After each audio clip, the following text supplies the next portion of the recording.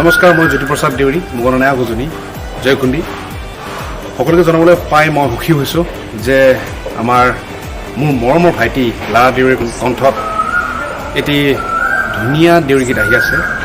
বলিয়া ননী বুলি প্ৰডিউচ কৰিছে জেলবাবু দেউৰীয়ে, মোৰে ফ্ৰেণ্ড হয়। তো আশা কৰিছোঁ সকলোৱে সহায় সহযোগিতা কৰিব, গীতটি শ্বেয়াৰ, লাইক, কমেণ্ট কৰিব আৰু লগতে চেনেলটো ছাবস্ক্ৰাইব কৰিব।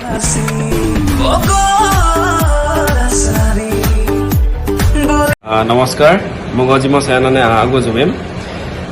আপোনালোকক জনাবলৈ পাই সুখী হৈছোঁ যে মোৰ অতি মৰমৰ ভাইটি লাৰা দেউৰীৰ কণ্ঠত এটা নতুন গীত আহি আছে, যাৰ নাম হৈছে বলিয়া ননী, আৰু এটা টোটেলি দেউৰী ফক হিপ হপ ছং বুলি ক'ব পাৰি।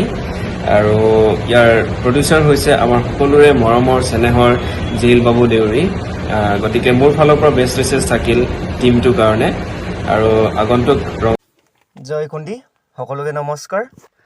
মই ৰঞ্জন দেউৰী। সকলোকে জনাবলৈ পাই মই সুখী হৈছোঁ যে অহা 10 এপ্ৰিলত মৰমৰ ভাইটি লাৰা দেউৰীৰ কণ্ঠত এটা নতুন গান আহি আছে, আৰু গানটো সকলোকে শুনিবৰ কাৰণে মোৰ ফালৰ পৰা অনুৰোধ জনালোঁ, আৰু গানটো ভাল হ'ব। মুগননায়া আগজনী, সকলোকে নমস্কাৰ।